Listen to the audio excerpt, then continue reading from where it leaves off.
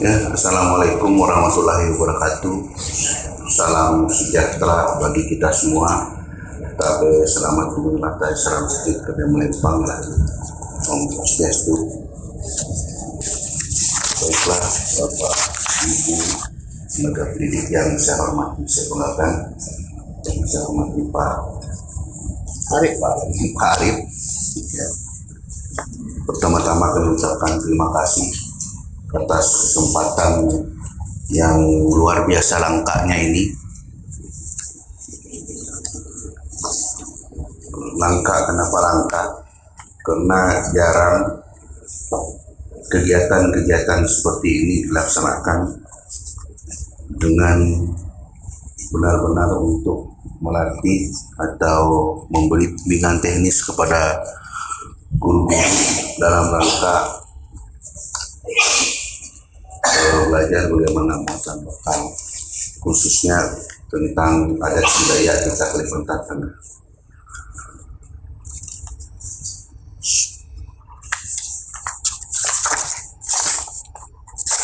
Jadi saya hari ini diberikan tugas untuk menyampaikan tentang keragaman dan kekayaan budaya Kalimantan Tengah, itu menyangkut tentang upacara tradisional, upacara daur hidup, dan kearifan lokal.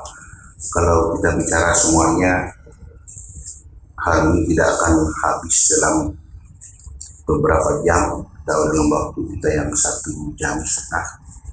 Jadi saya hanya menyampaikan sebagian kesimpulan-kesimpulan saja, karena saya yakin dan percaya yang hadir di sini, Pak, saya lihat juga ada sebagian yang saya kenal. Mereka di sini memang orang-orang Dayak asli yang sebenarnya mereka itu tahu, tapi nanti mereka terkejut kalau diingatkan. Nah, mereka terkejut, oh tawang begikau itu katanya.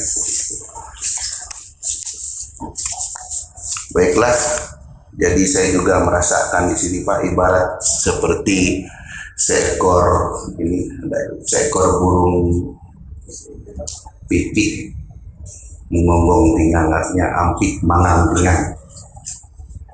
Ampit mangang pinggang itu orang kecil.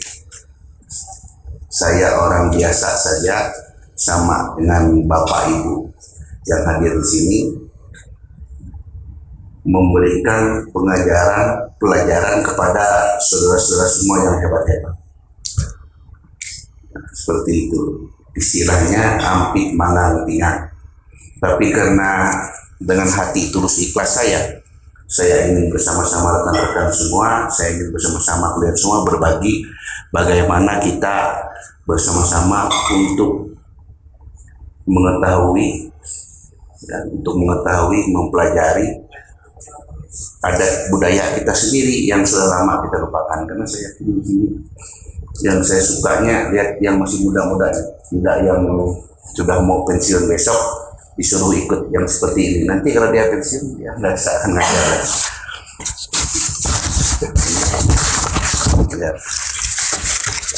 Sebelum kita lebih jauh membahas tentang upacara tradisional, saya ingin kita merenungkan baik-baik dulu. Kita renungkan apa kita menatap dalam masa depan adat istiadat budaya kita.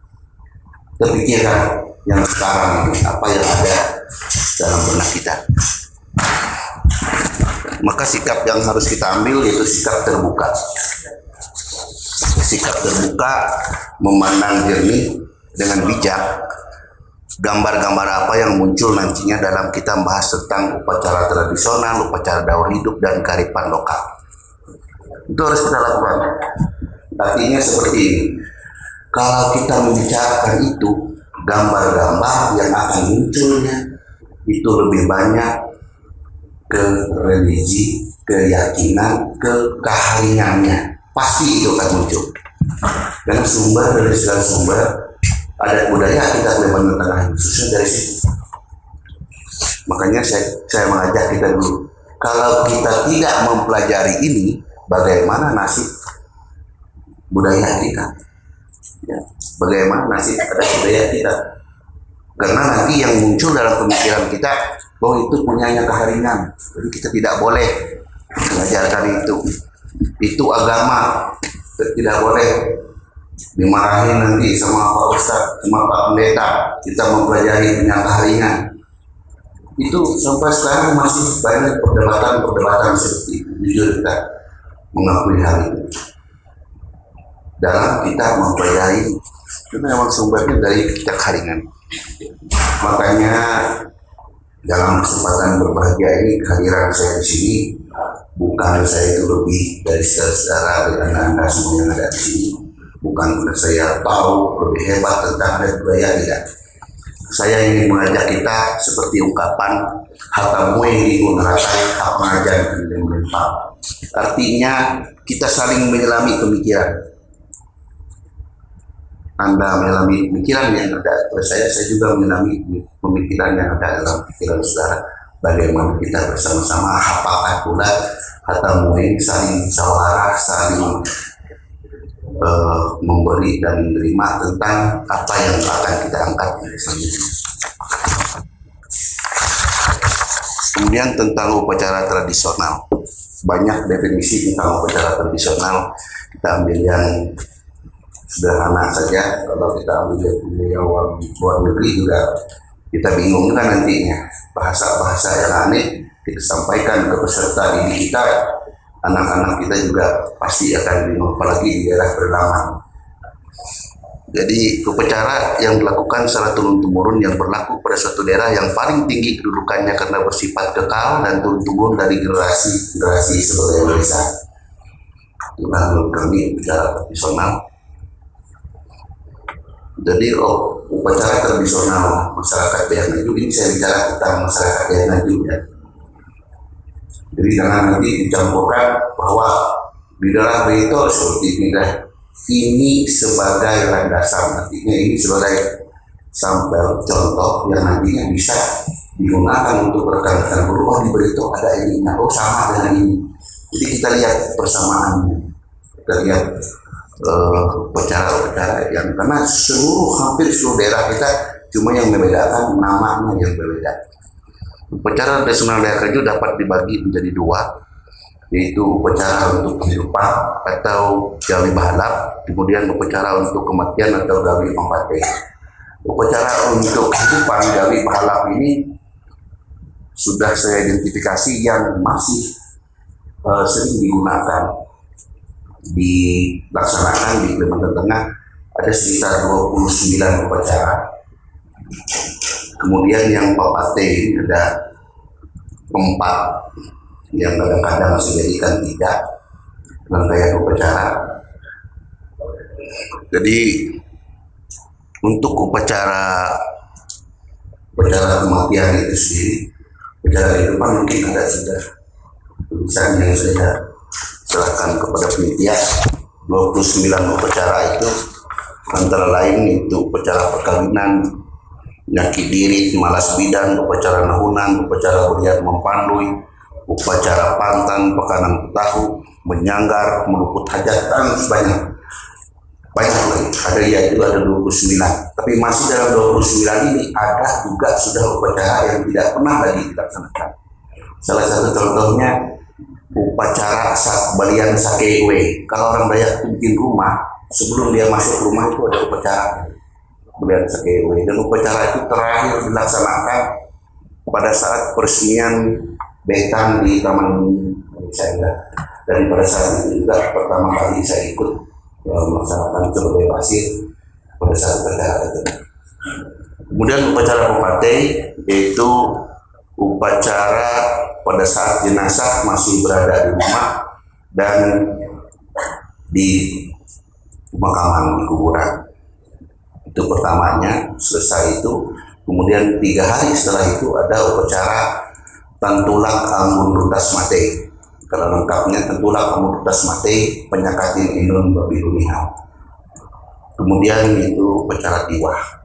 Upacara jenazah pada saat berada di rumah ada beberapa hal yang dilakukan, yaitu sebelum jenazah itu meninggal, bagaimana proses maharagu hantu itu, kemudian bagaimana caranya nanti memasukkan ke dalam peti jenazah. Nanti kita silahkan nanti kalau ada yang mau ditanyakan Kemudian upacara daur hidup.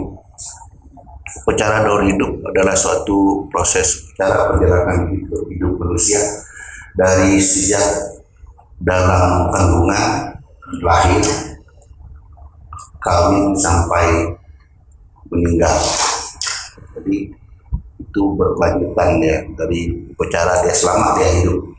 Itulah masyarakat Dayak ini seperti yang saya katakan tadi, itu berangkat semua dari sistem religi kepercayaan masyarakat Dayak yang dikenal sebagai agama Hindu atau agama Kaharinan atau sekarang disebut dengan Hindu Kaharinan. Yang pertama yaitu kita akan membahas tentang upacara saat bayi dalam kandungan. Biasanya ini dilaksanakan pada saat bayi berusia 7 bulan, ya 7 bulan dalam usia kandungan. Di situ ada upacara nyaki dihi namanya, dan sebagian mereka menyebut nyaki diri. Itu upacara 7 bulan bayi dalam kandungan. Itu biasanya yang melaksanakan upacara itu adalah orang tua laki-laki yang mengandung makna sebagai ucapan syukur kepada Tuhan, dan mereka akan memohon juga kepada Tuhan yang Maha Kuasa supaya dalam proses persalinan nanti anak itu akan lahir dengan selamat. Nah, di samping itu ada beberapa upacara lagi. Ada beberapa upacara kalau terjadi dalam persalinan, dalam selama ibu itu mengandung ada mimpi buruk, itu ada upacara nyadiri sekaligus mengandung sahur untuk sang bayi. Kalau ada juga, kalau si ibu itu mengandung, kalau istilah bahasa Indonesianya kembar air, ya, mengandung danung, itu ada upacara juga dalam hubungan kita. Istilah upacara itu paleteng telangkang sawang. Jadi memberikan sesajen kepada penguasa air supaya tidak mengganggu si ibu yang pada saat dia mengandung itu. Itu ada upacaranya.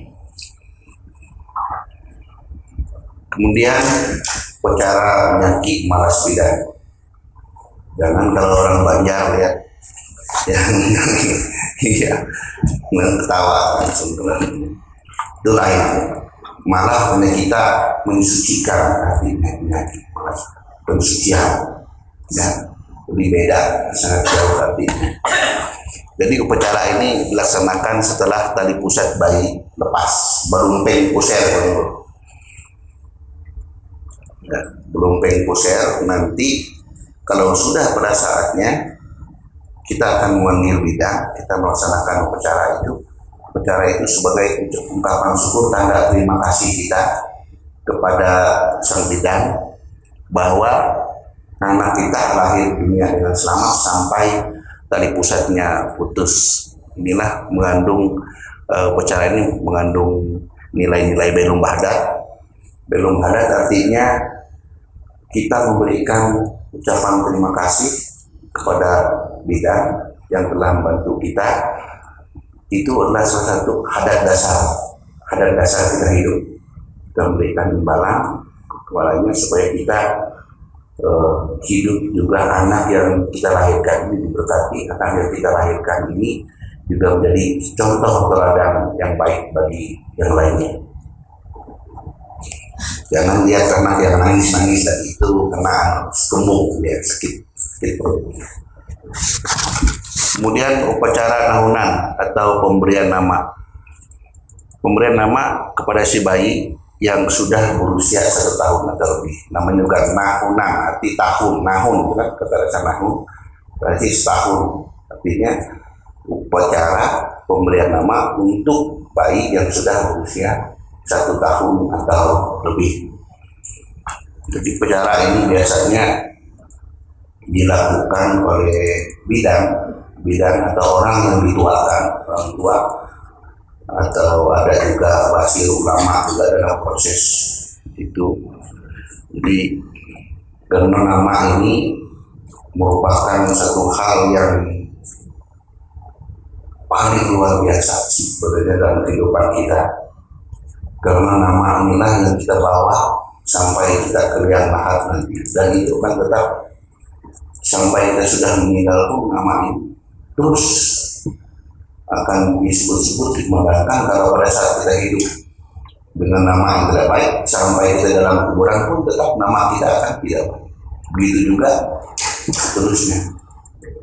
Kalau menurut orang tua saya, nama itu supaya kamu itu tidak gugup, tidak takut dengan orang, sebutkan saja namamu, karena nama kamu itu bermakna luar biasa dalam kehidupan kamu. Karena tidak jarang kita dengar orang itu menggantikan namanya. Kenapa? Karena pada saat sejak dia lahir sampai dia mulai dewasa, sakit sekitar, segitu masuk rumah sakit, oh ini ada masalah dengan nama.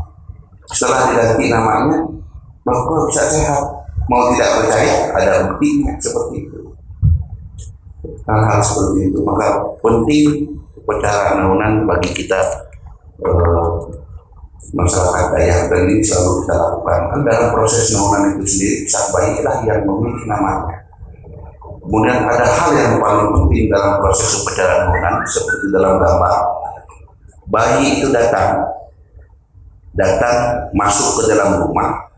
Ada satu orang tua yang bertanya kepada bayi ini, yang dijawab nanti oleh bidan. Pertanyaan yang ditanyakan itu adalah, "Dumah barak kue kau," berarti datang dari mana? Dan bayi ini menjawab, "Saya datang dari menuntut ilmu. Saya datang mencari harta kekayaan yang diberkati oleh Tuhan dari harta kekayaan yang hasil korupsi." Kan? Dia katakan seperti itu, saya mencari harta kekayaan yang diberkati, harta kekayaan yang diberikan oleh Tuhan kepada saya yang memang menjadi bagian saya. Kemudian ada pertanyaan ditanyakan, "Barak kue datang dari mana kamu?" "Saya datang mengumpulkan seluruh keluarga, sahabat, seluruh masyarakat yang ada di sini. Saya ingin bersama-sama mereka membangun bangsa Indonesia, membangun negara menjadi orang yang berbudi." Ada 3 kali pertanyaan yang ditanyakan oleh orang tua di depan pintu, barulah bayi dipersilakan masuk ke dalam rumah. Tapi hal-hal seperti ini sudah jarang kita lihat, jarang juga kita lakukan. Paling-paling sekarang, oh iya bujur pan gue begini, bujur pan bapak begini, puji kebayaan kau. Karena kita hanya melihat contoh kecil saja tentang upacara yang sering kita lihat dari mata kepala sendiri di daerah, khususnya di daerah ya semua hampir di wilayah Kalimantan Tengah tentang upacara tiwa. Memang menunjukkan beda Wara, Gambe, pada daerah itu daerah Ketingan, mungkin itu namanya Ketingan biasa disebut apa? Tiwas juga ya. Ada yang nyorak dan lain sebagainya. Banyak nama di hutan itu. Kita hanya tahu itu bisa jawab bahwa itu adalah untuk mengantarkan beliau ini ke surga. Itu saja. Tapi hal yang lain kita tidak tahu. Apa makna, apa fungsinya, apa gunanya untuk seseorang yang ditinggalkan, apa yang terkandung dalam upacara itu sendiri. Kita tidak pernah mau belajar itu, karena masalahnya kembali lagi bahwa itu menyangkut religi atau keyakinan yang membuat batasan kita ini tidak bisa mempelajari. Ini yang terjadi di Kalimantan Tengah, jujur ini yang terjadi. Dan budaya adat ini baru terangkat setelah beberapa tahun saja. Kalau dulu tidak ada, kawin adat tidak seramai sekarang. Tapi setelah ada tokoh-tokoh kita memperjuangkan Dewan Adat Dayak, itu bisa Dayak Nasional dan sebagainya, baru ini muncul. Demam sekarang luar biasa banyaknya, berhamburan, berlomba-lomba ini menjadi Demam. Sekarang di Demam juga pakai sogokan uang. Karena Demam sudah punya gaji yang digaji oleh pemerintah sudah punya anggaran. Kalau Demang tidak ada seperti itu. Demang hanya orang yang dihormati. Demang hanya orang yang apa namanya ditokohkan oleh masyarakat setempat sebagai seseorang yang bijak, bukan seperti yang saat sekarang ramai sekali Nusa Demang dan juga Mantirada. Nah itu jadi tugas kita sebenarnya nanti kita guru-guru untuk memberikan informasi-informasi yang benar tentang hal-hal itu kepada siswa didik kita. Saya kadang-kadang lucu membaca soal-soal yang diberikan pada saat guru-guru memberi mata pelajaran molok. Ya, kalau molok itu saya sering dengar di sekolah-sekolah, saya sering lihat paling-paling anak-anak besok kumpulkan uang kita masak-masak. Ya kan? Makan bersama molok. Kemudian yang muncul tari-tarian, kaum hal-hal lain yang menyangkut tentang upacara ritual hampir tidak pernah dimunculkan untuk molok ini. Jadi karena kearifan lokal saudara-saudara semuanya itu merupakan jati diri kita, jati identitas kita sebagai warga teman-teman. Apa nantinya kalau kita tidak melestarikan adat budaya kita? Jangan-jangan nantinya karena sebagai seorang pendidik nanti orang tanya ibu-ibu, bapak-bapak semua tentang tiwah. Apa itu tiwah?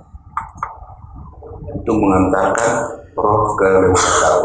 Kalau kami, karena kebetulan saya sejak lahir di dunia dari ibu orang Keharingan sampai sekarang masih Keharingan dan tetap akan jadi Keharingan untuk selama-lamanya. Karena yang paling ngeri juga banyak pertanyaan teman-teman ketemu saya, "Oh, masih Keharingan gitu nanti?" Katanya seperti itu. Artinya saya itu mereka ingin saya pindah. Karena mereka terkejut, "Oh, masih Keharingan itu?" Ya, masih. Karena menurut saya dalam kehidupan kita beragama kita diberikan kebebasan. Walaupun kami sudah integrasi dengan Hindu tahun 80, kami tetap meyakini seluruh upacara kami tidak dilarang. Setitik pun upacara kami tidak dirubah. Dan malah sekarang ada sesuatu yang menambah keyakinan saya, merubah itu. Jangan-jangan Hindu di Indonesia maupun Hindu di India itu asalnya dari pulau problematika ini. Ya, jangan-jangan kalau kita melihat sejarah di kerajaan Kutai, kerajaan Hindu tertua, kalau di Bali itu baru. Jangan-jangan di India juga kita lihat kalah hebat Hindunya dengan Hindu yang di Bali, malah lebih banyak kemiskinan yang bisa. Dan pengalaman kita kemarin pernah ikut jalan-jalan di sana, ada satu suku yang di sana yang hampir mirip dengan kita di sini. Mereka melakukan dalam ritual ada lahat, ada mereka teriak seperti itu banyak orang. Oh, kenapa ada Keharingan juga di India? Dan jangan-jangan itu menjadi pemikiran kita juga. Dan lanjut upacara perkawinan. Upacara perkawinan dalam masyarakat budaya ada beberapa tahap. Yang pertama itu hakumbang au. Hakumbang au itu kita memberikan uang dari pihak laki-laki, memberikan uang bisa berjumlah tidak banyak, 20.000 pun bisa, 50, 100 pun bisa. Kita serahkan kepada pihak perempuan. Itu yang menyerahkan biasanya jangan orang tua ya, om atau tante yang pihak laki-laki yang menyerahkan kepada pihak perempuan. Nah, gunanya uang ini nanti, uang inilah yang disebut pangumbang au. Dia akan berjalan ke seluruh keluarga perempuan, menanyakan dengan keluarga yang lain dan memberikan kabar bahwa anak saya sudah ada yang menyuruh duit beli pengembang, memberikan uang. Kenapi uang itu hari tuh euro ini orangnya. Bagaimana kira-kira yang orang ini setuju tidak? Kalau yang lain saudara yang mengatakan, oh jangan, saya tahu karakter orang itu, dia sering ke Pino, sering ke karaoke, atau dia sering mabuk-mabukan, tidak boleh, batallah uang ini. Atau yang lebih fatal lagi, salah pulih atau silsilah tidak cocok, kena omnya, kena tantenya, atau apa, itu yang lebih fatal. Jadi uang itu dikembalikan. Kalau uang itu diterima, dilanjutkan ke majak nise, kita memanggul. Tetapi dalam masyarakat ada Dayak juga ada keluarga yang tidak boleh mengantung mise. Ada. Jadi untuk mise ini menyerahkan peran mise ini pada saat dia melaksanakan acara perkawinan. Ada sebagian keluarga yang seperti itu. Nah, setelah majak mise, lalu lanjutkan dengan menanggar janji. Menanggar janji ini menentukan hari baik waktu pelaksanaan perkawinan itu.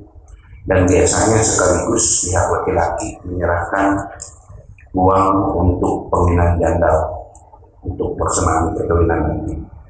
Itu pada saat menanggar janji. Kemudian pelaksanaan perkawinan. Dalam pelaksanaan perkawinan ini, sebelum pihak laki-laki ini datang ke tempat pihak perempuan atau pengantin mendai, ada upacara namanya menyaki rambat. Itu memotong seekor ayam.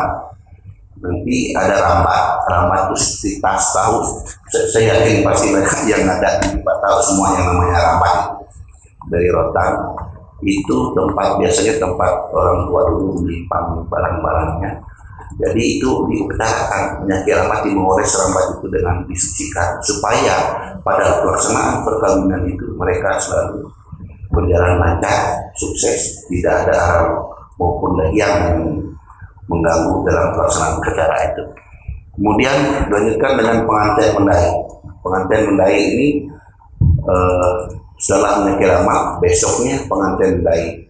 Kalau menurut tata cara agama Hindu Kalingan, pelaksanaan upacara pengantin mendai itu pada saat pagi hari. Tapi sekarang rekan-rekan kita karena mengingat waktu dan ketentuan kita di agama lain, biasanya dilaksanakan pada sore hari. Kalau kita tidak, kita laksanakan pada pagi hari. Pada pagi hari pengantin mendai berkunjung ke tempat pengantin perempuan. Pada saat pengantin mendai itu, sebelum memasuki rumah ada lawang sekepeng. Lawang sekepeng ada juga yang bukan pampang lawai atau apa namanya. Jadi biasanya disebut lawang sekepeng, itu permainan pencak silat. Pencak silat yang mengandung makna bahwa apapun yang menghalang aral melintang itu tetap akan kita putuskan, kita buang, kita hilangkan. Hal-hal yang tidak baik, hal-hal yang mengganggu pelaksanaan perkawinan itu tidak akan kita mundur untuk kita terus melakukan upacara itu, karena keinginan sang laki-laki ini dia harus tetap mendapatkan gadis pujaan hatinya itu, apapun dia akan hadapi. Kemudian haluan hapele biasanya kalau kita dari agama yang lain, dari umat Kristiani, mereka hanya melaksanakan pemenuhan jalan adat saja, terputus haluan. Kalau dulu pernah saya ingat pada saat perkawinan anak salah satu tokoh kita, anak ketua DPR kita, Pak Adonarang, dia memakai sampai haluan, tetapi tidak memelek. Karena memelek ini adalah upacara sudah menyangkut kerananya upacara agama Hindu Kalingan. Dalam acara haluan pelek, dalam proses pelaksanaan haluan pelek itu dari pihak laki-laki disebut mantir mamere. Ada satu orang itu ahli waris, bukan mantir ada, ahli waris pihak laki-laki. karena dalam penyusunan Perda 16 khusus untuk upacara perkawinan, kebetulan saya ikut situ di tim 7. Dalam penyusunan itu saya pernah menyampaikan, dan kebetulan yang lainnya semua sudah senior, tua-tua semua, saya menyampaikan bahwa perkawinan harus dibagi dua hal. Perkawinan yang direstui oleh kedua belah pihak, oleh keluarga, dan perkawinan yang tidak direstui oleh keluarga, hatam, salah huruf, dan lain sebagainya. Nah, perkawinan yang hatam, salah huruf ini yang harus diselesaikan oleh demang kepala adat dan mampir adat. Kalau yang sudah direstui keluarga, sudah sepakat kedua belah pihak, itu diselesaikan oleh ahli waris kedua belah pihak. Ya, mungkin kita bisa memanggil mampir adat sebagai saksi dalam pelaksanaan itu. Karena yang melaksanakan upacara perkawinan harusnya adalah dari waris kedua belah pihak. Kalau dalam agama Hindu Kahina, yang dari pihak laki-laki namanya mampir memelek, yang pihak perempuan mampir menyangkut.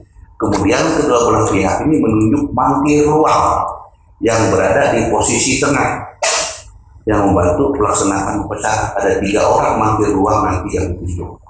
Setelah proses haluan pelek ini menanyakan maksud tujuan dan segala macam, sudah kena semua, sudah ingat, sudah, karena itu macam-macam yang ditanyakan dalam pelaksanaan itu. Kalau sudah, barulah pihak perempuan menuntut kepada pihak laki-laki kejelasan hati mereka, tatutur ate, kebenaran apa yang mereka sampaikan. Mereka minta 2 orang lagi ruang parundi namanya. Ruang parundi menambah dari mampir ruang. Jadi jumlah yang melaksanakannya itu 7 orang. Kemudian barulah dilaksanakan upacara pemenuhan jalan adat, menuntut jalan adat.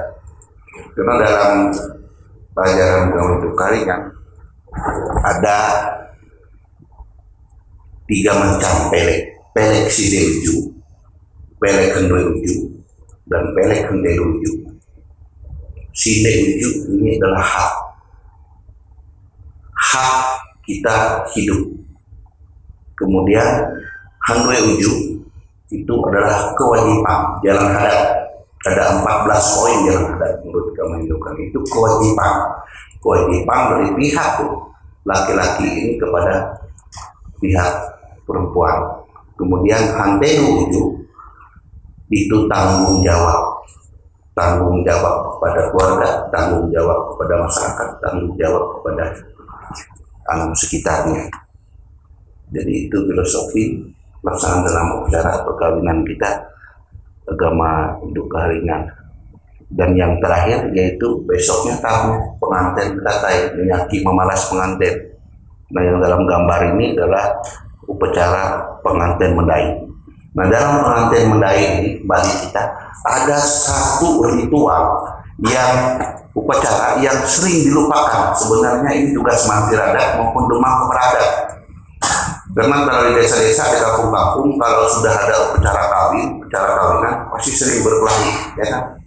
Upacara terganggu, ada yang malah sampai terbunuh.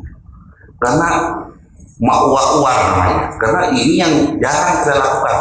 Pada saat pengantin mendai, dia menombakan sumpit yang dia bawa ke dinding, supaya hal-hal yang tidak baik, yang akan mengganggu upacara perkawinan itu hilang. Kemudian salah satu dari keluarga, tokoh masyarakat atau mampir itu mawawar, artinya dia memberikan pengumuman siapa saja yang hadir dalam upacara perkawinan ini, yang datang diundang maupun tidak diundang, yang mengganggu pelaksanaan upacara perkawinan ini, maka akan didenda 3 kali biaya perkawinan. Nah, itu yang jarang dilakukan. Jadi saya kira kalau itu diumumkan kepada masyarakat, kepada anak-anak muda yang sering mikir onak, dia akan berpikir 3 kali juga untuk melakukan perbuatan itu, mengganggu acara itu. Hal inilah kearifan lokal kita yang jarang digunakan oleh Mampir maupun Demak. Nah, kemudian pengantin Batata itu ya, resepsi kita mengundang orang banyak untuk hadir. Kalau dalam perjalanan kita ada pohon sawang terbayang, mereka berdua mengundang itu dengan tangannya menunjuk ke atas, naik ke atas sebanyak 7 kali. Mereka melakukan perjanjian dengan Tuhan bahwa mereka melaksanakan perkawinan sehidup semati. Dan ada satu kelebihan tambang pelaku Nyai Endas Pura Tinggal atau Indus Ngomang, istilah kami orang Dayak, yang wajib diserahkan oleh pihak laki-laki, yaitu bernama Bulau Pahlendang Tanjung Rebiak Tangkal Biru dan Bukit Kepayunnya.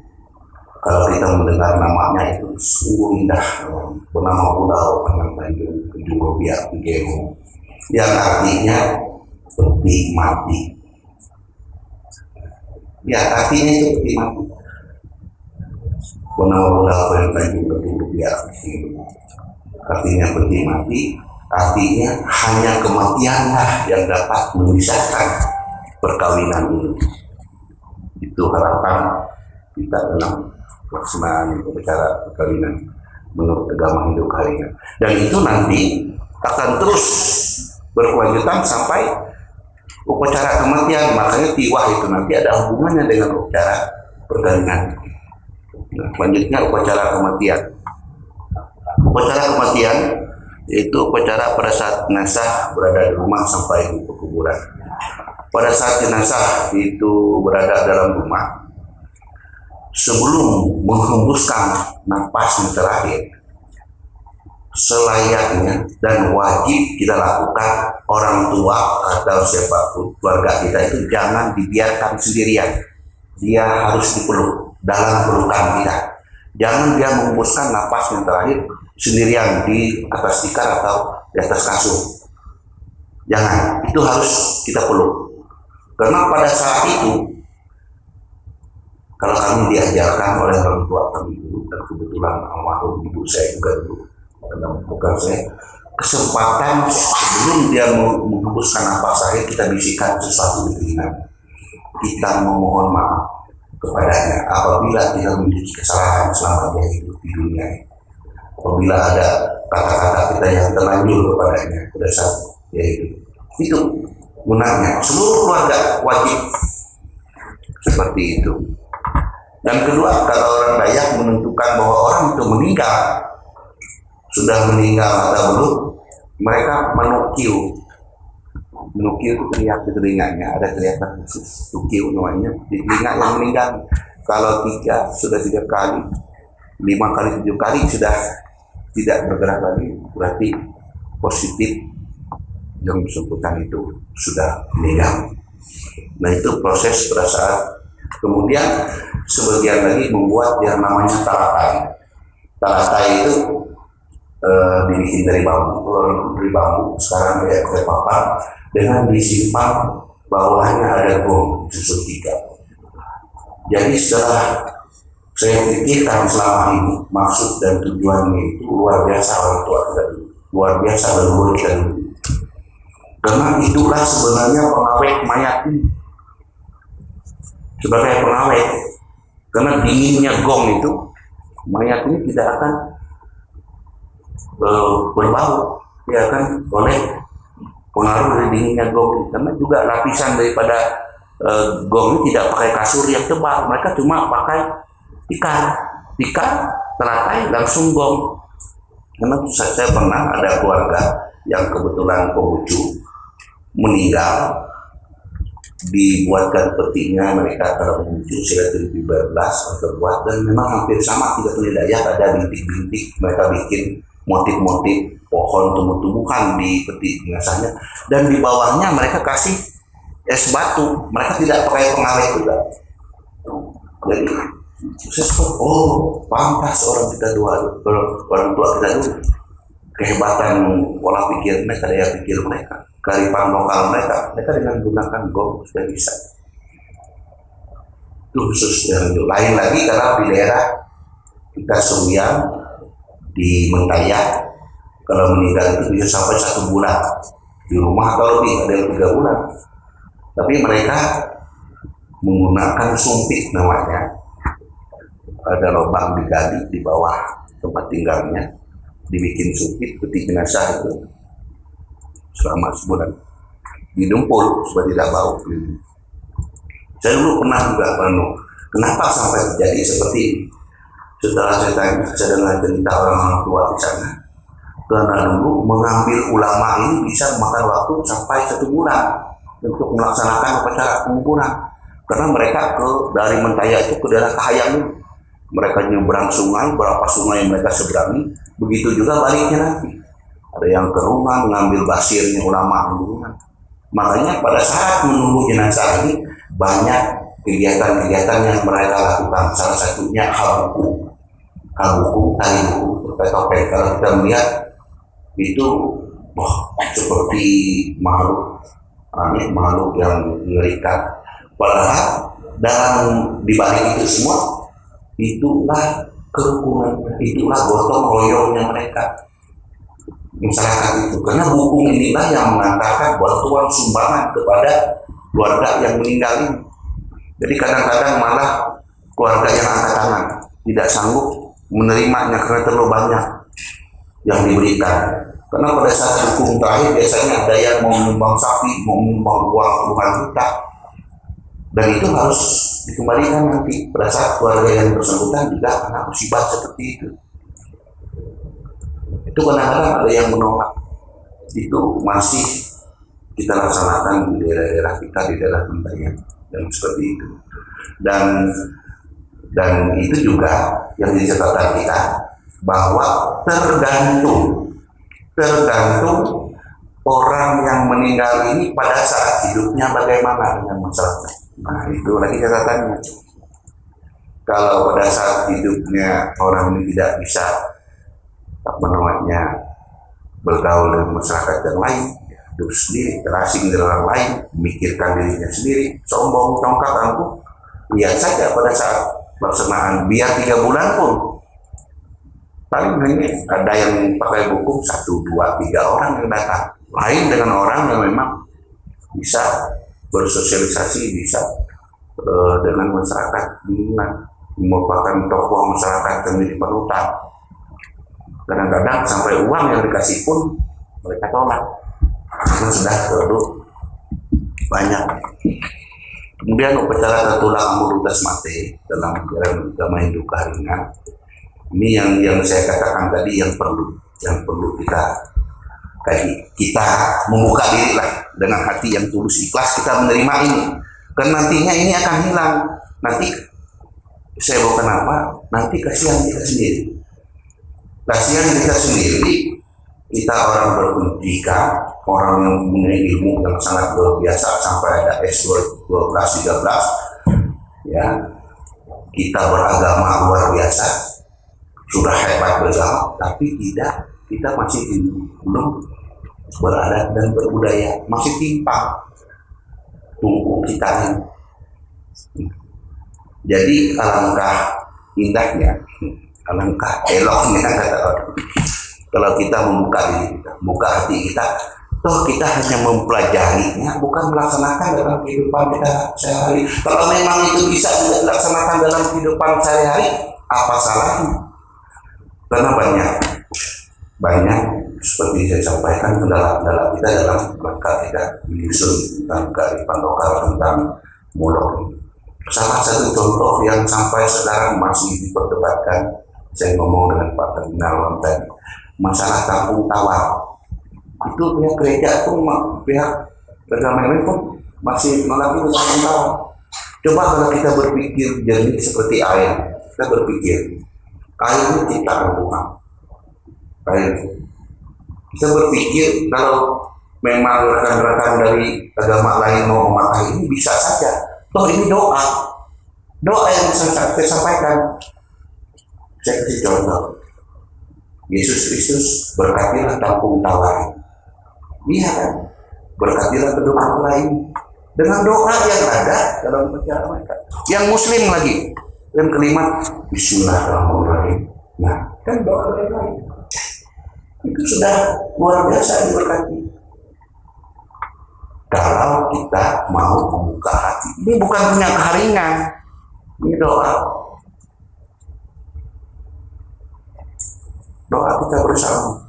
Kalau kita memang mau memakai ini, menggunakan ini untuk kearifan lokal kita akan membuka ini. Kami dari umat Hindu Kaharingan juga memberikan kesempatan, mempersilahkan rekan-rekan semua, karena kita ini sama-sama orang Dayak yang lahir di Kalimantan Tengah ini, lahir hidup di sini. Kita gunakanlah kearifan-kearifan lokal ini dalam kehidupan kita, bahwa kita juga memiliki adat dan budaya. Jadi bukannya punya keharingan saja, mumpung kami masih membuka diri, ya. Karena kalau yang nantinya menggantikan kami ini seperti itu, ya, itu ponakan saya itu, dia lebih lagi nanti. Tidak boleh, ini punya kami. Nah, kalau sudah keluar seperti itu, akan jadi perdebatan panjang bagi kita semua. Nanti kalau anaknya kawin, tidak pakai cara adat lagi, langsung kawin begitu saja. Ya, itu. Kalau itu diklaim oleh lembaga agama, kita terbuka terus, kita memberikan batasan. Makanya kita dirikan Dewan Adat Dayak, supaya memberikan hubungan. Dan untuk kurikulum kita juga, pelaksanaan kurikulum juga sudah ada Perda 11, Perda nomor 22 tahun 2011, itu penegasannya Perda 38, Perda 16 pasal 38. Jadi sudah ada dasar hukum kita untuk melaksanakan, tinggal penjabarannya seperti yang disampaikan dari Dinas Keuangan. Kita kekurangan bahan-bahan materi-materi muatan lokal ini. Masalahnya yaitu tadi, karena akan bersentuhan dengan keyakinan agama, keyakinan Kaharingan, seperti uang logam yang tidak bisa dipisahkan. Tetapi kalau itu kita memandang mau dengan hati nurani kita, mau mengangkat ini sebagai milik kita bersama, saya yakin tidak akan lama lagi buku panduan untuk muatan lokal ini kan ada dan dapat dipakai oleh anak-anak didik kita, yang nantinya mereka itulah yang sebagai ujung tombak ke depan dalam rangka pelestarian adat dan budaya kita. Jangan takut nanti kalau belian di Merito keluarkan semua, oh belian itu seperti ini, masuk tujuan wara jambe itu ya seperti ini. Jadi batasan agamanya itu ada gitu. Jadi masyarakat kita akan mengerti bahwa inilah upacara-upacara kami, walaupun kita berbeda keyakinan, karena masalah keyakinan itu yang paling sensitif untuk kita. Nah, kemudian ini upacara terbesar kita itu upacara tiwah, upacara paling besar, bahkan biaya banyak, betul ya. Upacara tiwah itu adalah upacara ritual, ini sering disebut upacara adat ya. Jadi ini mengandung upacara ritual rukun kematian di terakhir agama Hindu Kaharingan, tiwah. Karena yang ditiwahkan itu pasti orang beragama Hindu Kaharingan, tetapi yang melaksanakan upacara tiwah itu kadang-kadang, dan bukan kadang-kadang, banyak sudah keluarganya yang berupa agama yang lain, dan kita tetap toleransi itu dipersilakan. Ini di Kota Palangkaraya sebagai informasi, akan ada upacara tiwah yang dilaksanakan pada bulan September nanti. Kami laksanakan di Komplek Balai Hindu Kaharingan, dan sudah terdaftar itu ada 60 lebih almarhum yang akan ditiwahkan dari wilayah sekitar Palangkaraya ini. Sangat sayang apabila kita sendiri tidak mau ikut, atau dari dinas nanti dari pemerintah, dinas wisata menjual ini sebagai objek wisata, karena ini langka dan ini memakan biaya yang besar. Tapi karena orang banyak, biaya walaupun 1 miliar pun tidak akan apa-apa kalau ditanggung oleh orang banyak, ratusan orang. Kemudian karena tiwah ini adalah upacara wajib, Ya, upacara wajib kalau bagi kami ini upacara wajib dilaksanakan. Terus merupakan upacara wajib rukun kematian tingkat terakhir bagi penganut pengungsian untuk menunaikan kewajiban mulia itu, bahwa ini ada hubungannya pada satu upacara perkawinan. Nah, dalam upacara perkawinan mereka sudah berjanji, hanya dipisahkan oleh kematian. Nah, pada saat almarhum masih berada di dalam rumah, itu ada upacara membalu, membuyuk namanya. Nah, di saat upacara itulah laki-laki atau perempuan itu berjanji di depan mayat, di depan jenazah tadi, bahwa dia tidak akan menikah sebelum melaksanakan upacara tiba. Dia berjanji dengan diikatkan laung warna putih, ikat kepala warna putih, baju putih. Dia janji, dan dia akan mengorbankan hewan korban kerbau. Perjanjian, dan kemudian barulah pada saat pelaksanaan upacara tiwa inilah lunas utang yang bersangkutan itu. Dilihat dalam gambar ada yang memakai laung putih, itu kangkahen, itu pensucian mereka, dan mereka sudah tidak punya utang lagi, sudah lunas. Kerbau itulah yang dipersembahkan, yang ditombakkan oleh keluarga dari istrinya ini yang menonggak. Mereka menyatakan bahwa sudah terbayarlah hutang janji. Tapi kelihatannya kalau kita lihat itu kerbau disiksa, tidak apa.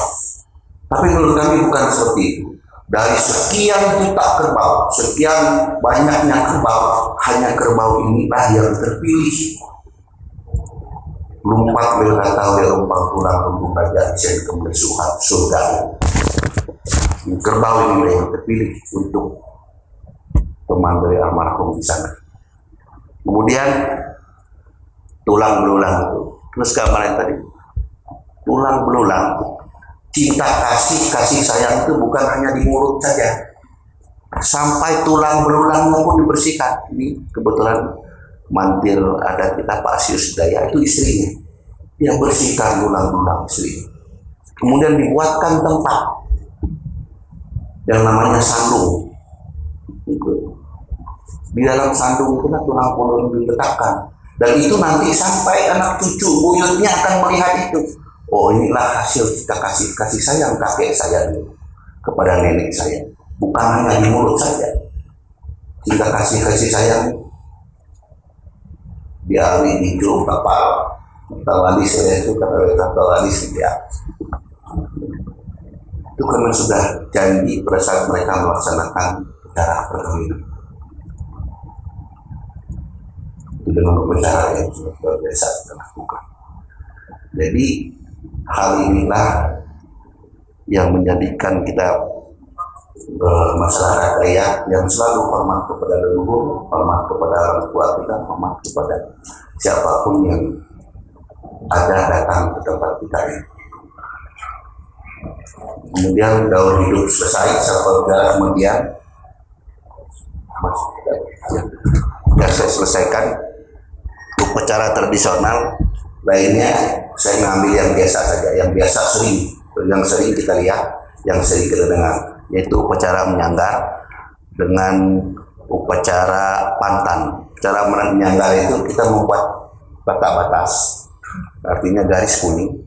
Kita menggunakan alam lestari menjadi alam terbangun. Artinya kita menggunakan alam itu, kita permisi dengan alam itu, bahwa kita akan gunakan alam ini untuk tempat kita membangun, tempat kita hidup, dan tempat mereka kita buatkan yang namanya keramat. Jadi itu ada batasan antara alam lestari dengan alam terbangun. Karena kita dengan alam sejak dulu, kalau masyarakat Dayak ini sudah hidup dekat dengan alam, dan yang namanya pelestarian lingkungan, pelestarian alam itu sudah dilakukan sejak dulu oleh masyarakat Dayak. Contohnya saja untuk kuburan orang Dayak yang bergabung hidup keharian sampai 50 tahun nanti pun tidak akan bisa penuh. Ya, di kilometer 2 itu masih penuh, masih bisa lagi menampung. cuma kecil tempatnya, tapi masih bisa menampung beratus-ratus orang. Di kilometer 12 kuburan itu tidak digunakan, ada 6 hektar hibah dari pemerintah untuk kita, masih kosong. Karena konsep pelestarian alam lingkungan ini sudah kita lakukan sejak dulu. Mereka bikin rumah, setelah itu digali, bikin rumah namanya sandung. Di sandung itu 100 pun muat, walaupun kecil seperti itu. Jadi sekarang secara tidak langsung Cina, Amerika itu mencontoh punya kita. Mereka langsung kremasi, uang masuk sudah jadi abu, dibikin tempatnya berdiri. Padahal itu sudah kita lakukan sejak dulu di masyarakat Dayak. Itu kearifan Bapak yang memang harus kita pertahankan, yang harus kita lestarikan di depan. Kalau punya kearingan tidak akan penuh-penuh di kilometer 2 masih.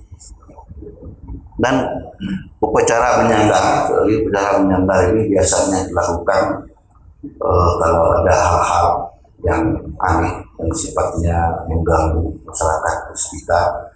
Karena ini upacara ini dilakukan setiap tahun. Salah satu bentuk ucapan syukur juga kepada penguasa alam semesta ini.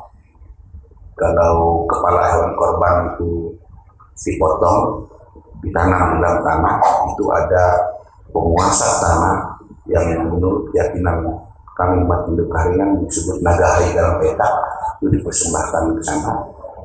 Karena mungkin tempat kita inilah satu-satunya tempat yang tidak ada gempa buminya, ya, tidak ada gempa bumi, karena aman. Mereka selalu kita upacarai, selalu kita beri persembahan syukur kepada mereka. Tapi kalau hal ini tidak kita lestarikan, kita tidak tahu kemana nanti arah yang akan kita lihat. Kasihan anak-anak didik kita, mereka tidak tahu budaya dan adatnya sendiri. Kemudian upacara pantan, ini paling sering. Pantan ini menyambut tamu, saya yakin hampir tiap daerah itu sama maksud dan tujuan. Hampir setiap daerah, hampir sama maksud dan tujuan dari pantan itu. Cuma tata cara pelaksanaannya yang berbeda. Maksudnya itu penghalang rintangan bagi tamu. Pantan juga sebagai sarana komunikasi sosial suku Dayak untuk menyambut tamu yang hendak berkunjung ke wilayah kita. Jadi begini, di dalam proses pantan itu ada komunikasi. Ada komunikasi sosial itu kita menanyakan siapa yang datang, yang berkunjung ke tempat kita, apa maksud dan tujuannya berkunjung ke tempat kita, dan siapa pemilih rombongan dan yang datang. Jadi kita tahu, kemudian kita sebagai warga masyarakat menerima mereka sebagai warga kehormatan masyarakat Dayak. Kita menerima mereka datang ke tempat kita. Tapi biasanya kembali lagi ada satu hal yang sering kita lupakan, dan ini yang sering dilupakan pada saat kita dapatkan itu, mau tadi memberikan pengumuman bahwa yang bersangkutan kita terima sebagai warga kehormatan masyarakat Dayak. Siapapun yang mengganggu beliau dalam rangka kunjungannya, demo atau apa, itu jaminan kita sebenarnya. Kalau dapat datang, maka mereka akan didenda 3 kali biaya perjalanan yang bersangkutan datang ke tempat kita. Itu jaminan masyarakat suku Dayak untuk kita. Tapi itu jarang kita lakukan, jarang digunakan. Jadi ada beberapa pantan yang sering digunakan, itu salah satunya pantan belanga atau buci. Itu ada buci kita. Pantan belanga, pantan timpung atau pantan kain ini biasanya untuk menyambut perempuan yang datang. Kalau pantan gahung, pantan kayu atau kayu edai nyamuk. Kemudian pantan gong atau pantan beratung ini biasanya digunakan untuk kalau pengantin mendai, ini sering pengantin kajangan itu sering digunakan. Pantan bulan, pantan perempuan, berbeda. Pantan bulan jarang dilakukan juga. Kemudian pantan buat, kemudian yang terakhir pantan teu. Nah, ini yang di atas gambar pantan belanga. Itu pada saat mantan gubernur kita Bapak Agustin Terasnarang membuka rapat kerja nasional Majelis Adat Dayak Nasional di Palangkaraya, itu disambut dengan pantan belanga. Sebenarnya ada 3 susun pantan yang kita buat di situ. Pantan belanga, pantan timpung, dan pantan buah. Yang di bawahnya itu pantan kayu dan sebelah sini pangkal kayu lainnya mau digotong.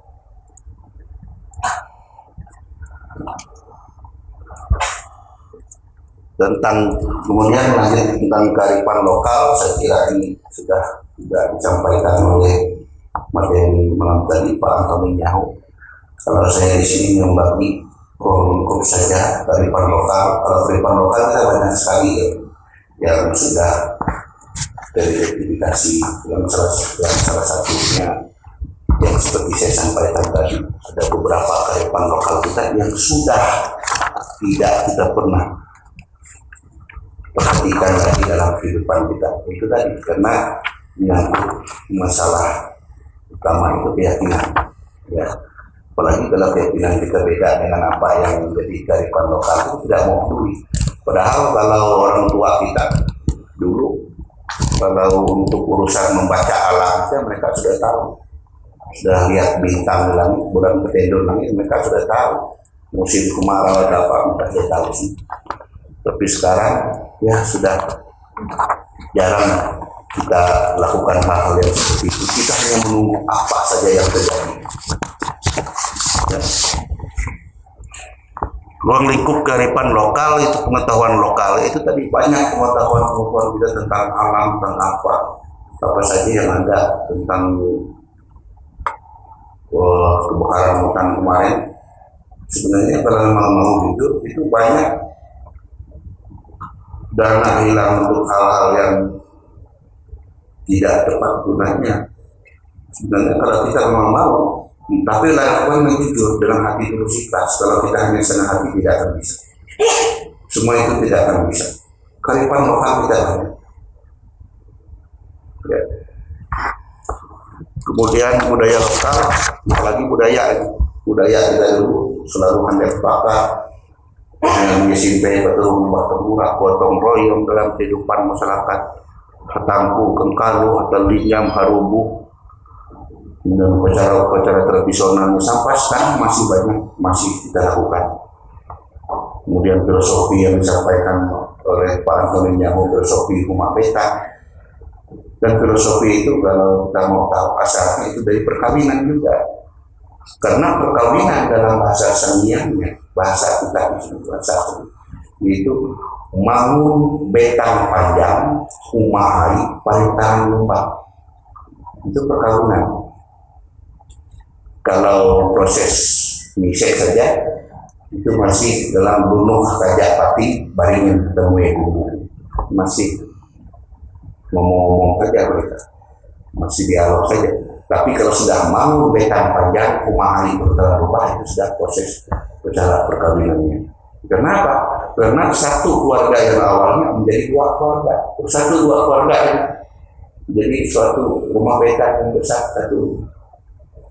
Karena dulu saya sering ngomong dengan masyarakat, kalau sekarang kita bangun rumah betang dengan 3-4 agama, sangat sulit tidak satu rumah.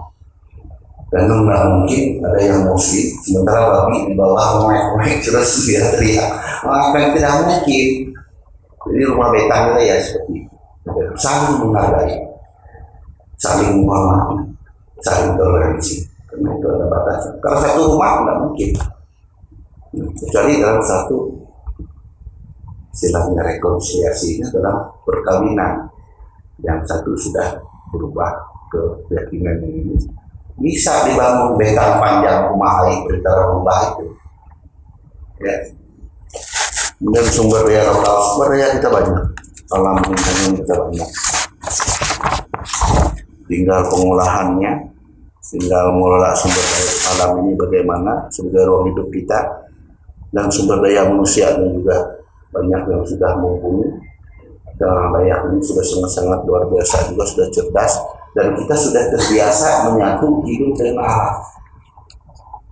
alam.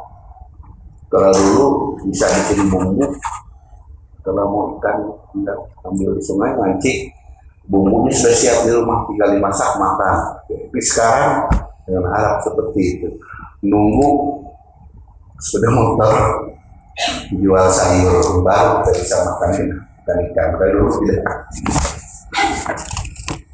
Keterampilan kita banyak, keterampilan masyarakat suku Dayak terain, berburu, meramu, bertanam dan sebagainya. Banyaknya membuat industri rumah tangga, menjawet, menjadi single, menjawet, bikin kerajinan keterampilan lokal kita. Komunitas lokal kita sudah banyak, budayanya pun beragam, jadi sudah banyak menyatu dengan unsur-unsur keluarga yang masih punya kemiripan-kemiripan dengan melalui proses rekonsiliasi perkawinan, ya, kemudian solidaritas ini seperti saya sampaikan tadi, ada banyak pesan-pesan suci yang disampaikan kepada kita. Dan lanjut, ya, karena ini waktunya saya kira kita bisa melihat ini nilai-nilai kearifan lokal karena kita ada forum tanya jawab. Terus lanjut ini nah inilah sebagai rangka acuan, maka isi sasaran yang kita adalah kembali kepada bumi Pancasila yang dikatakan bahwa Pancasila sudah ada di kita, yaitu menciptakan manusia yang berketuhanan, berpita turani adalah ketamparan, ya, mewujudkan kehidupan damai, adil dan beradab. Itu hatamu ilmu nyalata yang pengajian rendah melempar untuk mempersatukan, menetapkan persatuan-kesatuan itu P-nya DCP Perturung Batang Burak, membina integritas dan integritas, yaitu kita bersama-sama menetapkan elak budi begitu inting gunung panjang semulang menetes lantai kemaramu, dan inilah asal dari kata semulang itu, bahwa kita menetapkan musuh bersama, apalagi kita sebagai perguruan tinggi pengajar, musuh kita yaitu kebodohan, kemiskinan, kemarahan, kemudian meningkatkan kesejahteraan kehidupan masyarakat. Terus untuk hendaknya bagi pendidik muatan lokal untuk memahami secara betul dapat memberikan informasi landasan nilai-nilai filsafat budaya yang berasal dari budaya agama, sehingga jangan sampai nilai-nilai luhur dikorbankan. Seperti saya sampaikan tadi, jangan nilai luhur yang dikorbankan. Yang paling mendasar adalah menumbuhkan kesadaran, minat dan usaha bagi peserta didik untuk mendalami, menghargai warisan leluhurnya yang bernilai tinggi dengan penuh nilai filosofi serta bercorak religius, dan ini harus dimulai dari oleh manusia pendukungnya sendiri, ya, kita yang sesat manusia pendukungnya anak kita, ya mungkin itu yang dapat saya sampaikan.